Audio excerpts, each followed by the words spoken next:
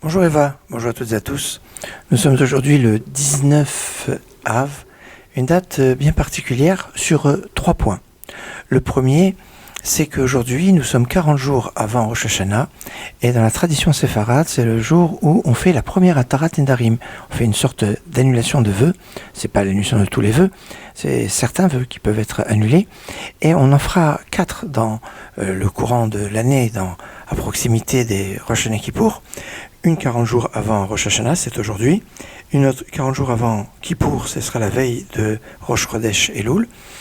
Une autre veille de Rosh Hashanah et une autre veille de Kippour. C'est surtout celles de veille de Rosh Hashanah et veille de Kippour qui sont les plus connues. Mais à part ça, il y en a une autre qui est très très très connue.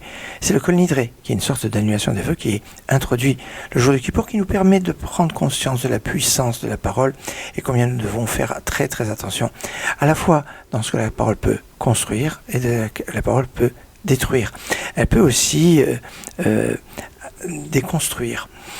C'est aussi aujourd'hui le jour anniversaire de la disparition de la rabbinite Margalit Yosef. La rabbinite Margalit Yosef était l'épouse du Rav Ovadia Yosef. Elle est née en 1927, elle niftera en 1994. C'était une dame extraordinaire. Si Rav Ovadia Yosef a été ce Rav qui a été tellement apprécié, il le doit à sa femme, comme on le sait très bien. Enfin, c'est aujourd'hui le Yahrzeit de Rav Yaakov Kouli. Rav Yaakov Kouli est né en 1689 à Jérusalem. Et il est notamment l'auteur de Me'am Loez, cette sorte d'encyclopédie midrashique sur la Torah. À la base, lui, il a écrit le début sur Bereshit en ladino. Après, ça a été traduit en hébreu, en français, en anglais. Et c'est pas seulement sur Bereshit, c'est sur l'ensemble du Tanakh, sur l'ensemble de toute la Bible. C'est un ouvrage très apprécié de vulgarisation de l'approche de l'étude à la lumière des Midrashim, et un texte très très intéressant de Rabbi Yaakov Kouli, qui est niftar, qui est décédé en 1732, exactement comme aujourd'hui. Excellente journée.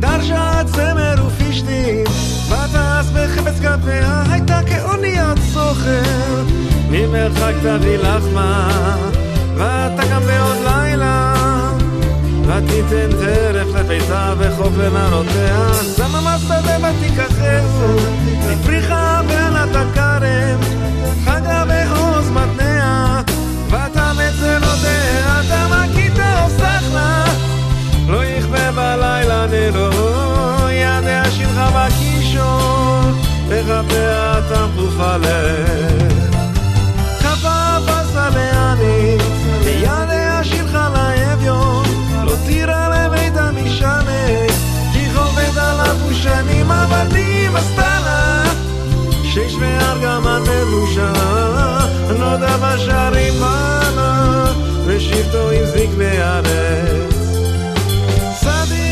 ותמכור וחגון נתנה לכנעני עוז והדר לבושה ותשחק ליום אחרון ויבשה בחוכמה ותורת חסד הלשונה סופי הליכות ביתה ולחם עצלות לא תאכל קמו בניה וישרוה בעלה ויהללה רבות בנות עשו חיל ואתה לידת כולנה ואתה לידת כולנה ואתה לידת כולנה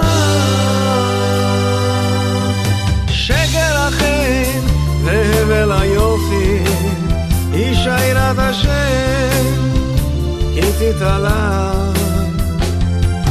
תנו לה מפרי הנאור ויהללוה בשערים הסהור